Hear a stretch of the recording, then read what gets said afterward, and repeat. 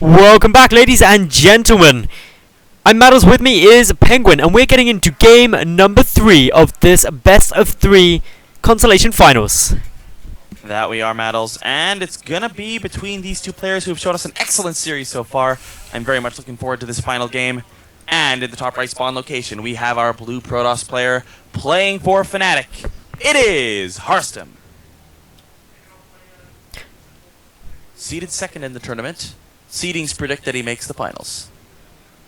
And in the bottom left, we have our upset king taking out Bling in the last round. It is going to be FM Esports Red Zerg player. It is Orc. Apparently I'm coming out really loud, so Penguin, talk for a moment for me. I will. Well, the map is Overgrowth. Overgrowth, we've seen a couple of really good games on Overgrowth so far. The one that comes to mind most was the Randy build.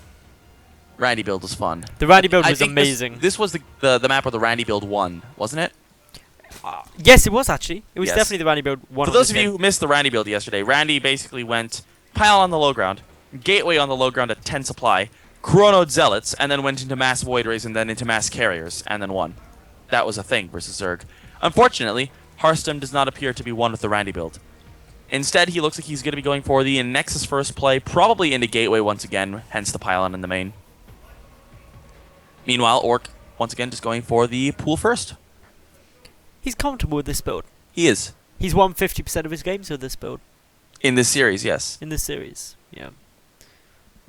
Currently actually doing better. I think he's open pool first every time against Protoss. If I recall when I was looking over Bling's shoulder in their games. I was not actually looking over Bling's shoulder in their games. Unfortunately. Passion lost. I was watching the cosplay competition, man. Passion lost. Where's that Starcraft passion? Anyway, we do have a Nexus gateway play from Harstem. You could have come back with, do you even ladder, bro? Oh, that's true. Do you ladder? Sometimes. I ladder. I cast lots. True, you do. I do cast lots. You do cast lots. You probably ladder more than I cast, though. Probably. Anyway.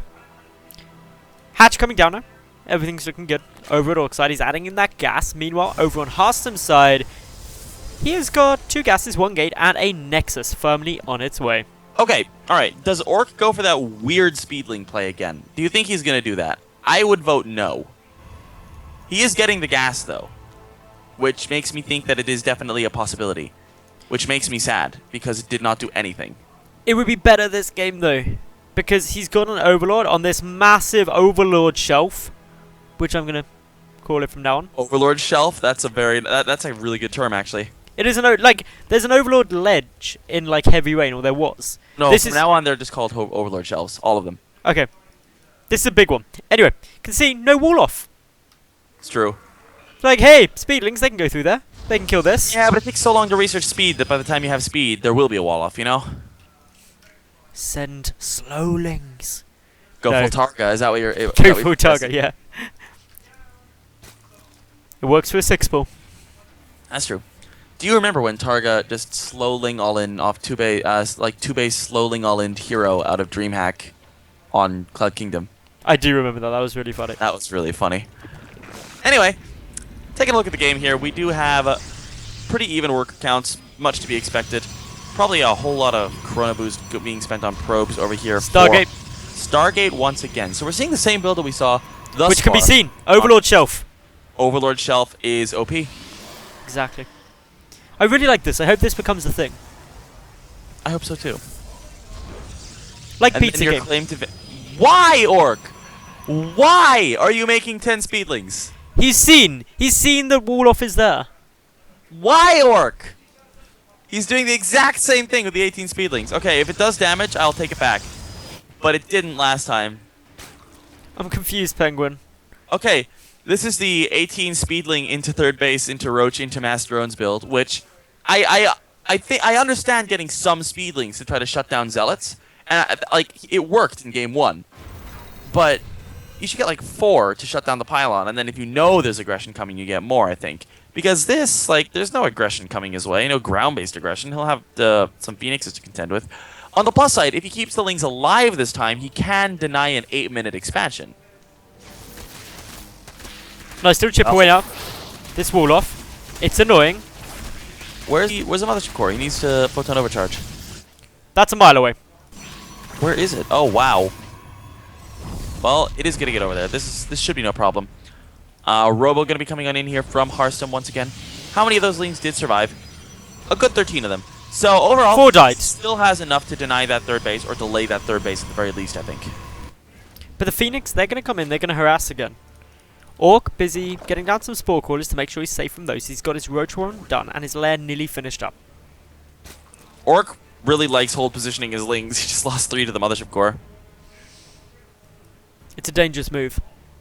It is. I wonder how many Lings in Orc's career have died from being on hold position. It must be horrible. Like, for the poor little Lings just standing there, just being like, Master said to hold position. Just like another one dies. Oh, that's horrible. Exactly. People don't think of the Lings. Anyway, Lings. Roach is coming up. Roach speed also on its way. We've also got the Hydra Den coming through. So, all going up into a Roach Hydra composition. Probably going to predominantly focus on the Hydralisks, having seen a decent investment into a unit by Harstem. Yeah, and I think, honestly, we're just going to see Orc do the same thing he's been doing. That is my thought process for this game. That should mean an infestation pit fairly soon for a quick hive in order to go Vipers. It should indeed. Meanwhile, we do have the expansion here from Harstem. Not as early as you had in the last couple games, but still pretty early.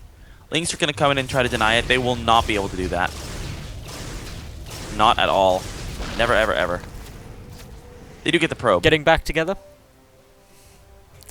Taylor Swift jokes there for Penguin, of course.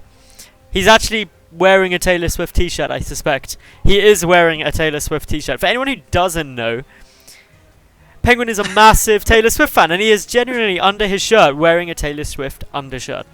It's not an undershirt, it's a t-shirt. Okay, it's a t-shirt wearing under a shirt, so it's an undershirt. Oh, but an undershirt, never mind.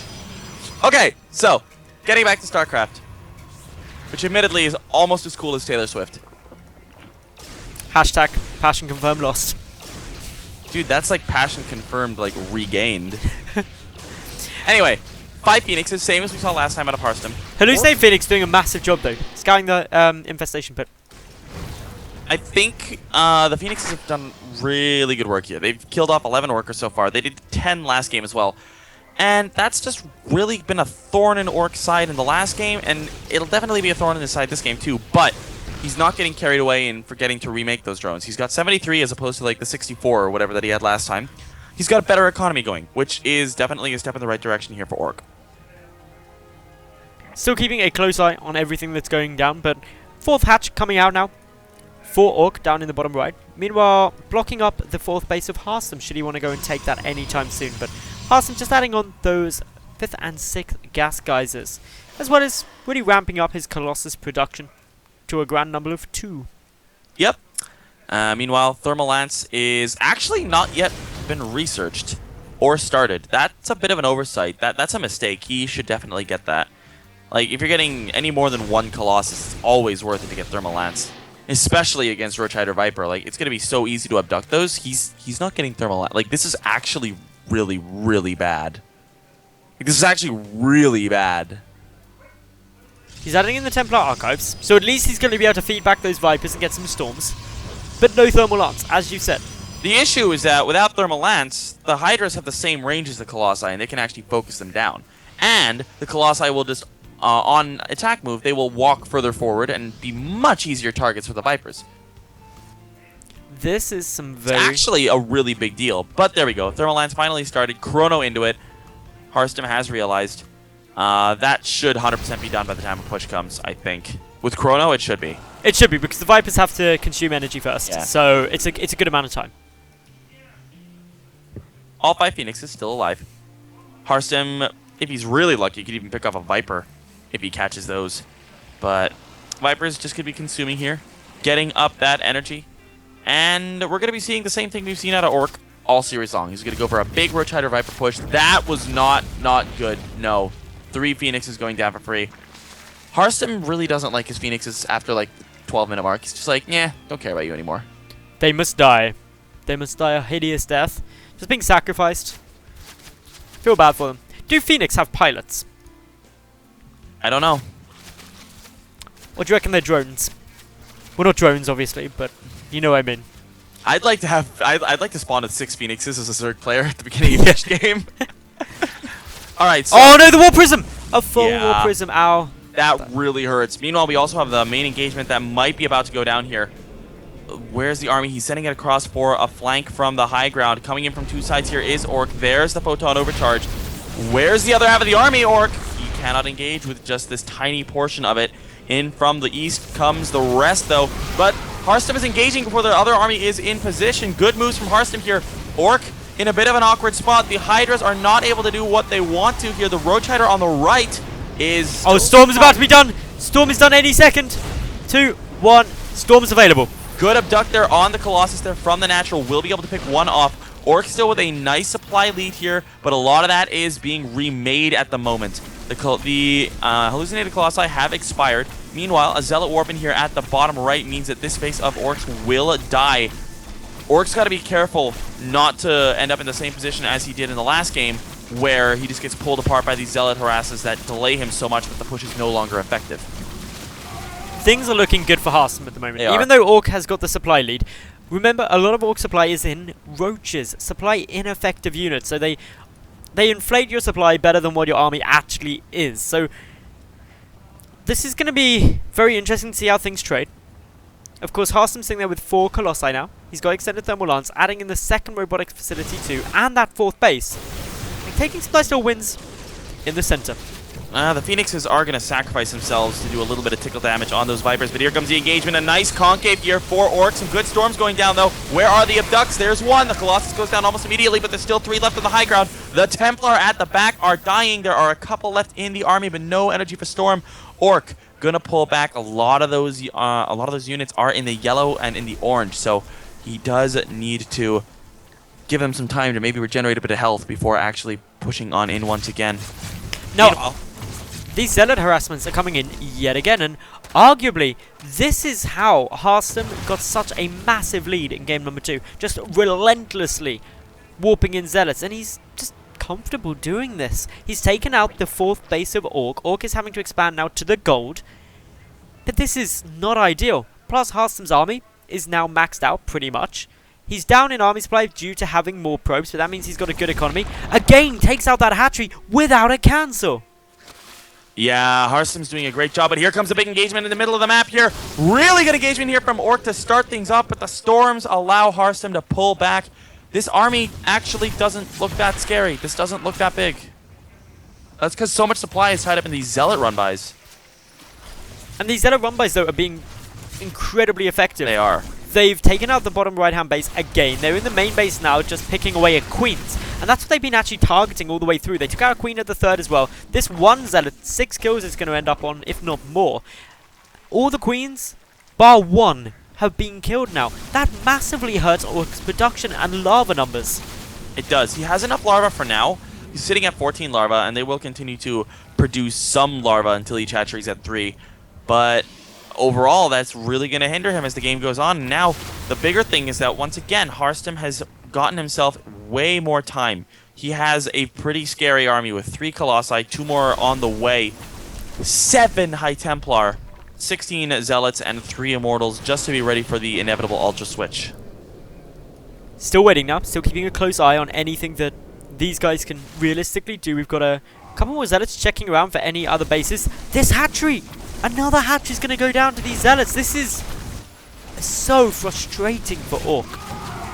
The problem is Orc is playing a defensive game here, and he can't afford to do that because he's not in enough places at once. His multitasking has not been good enough for him to play a defensive game. He needs to be more aggressive, which is what won him that first game.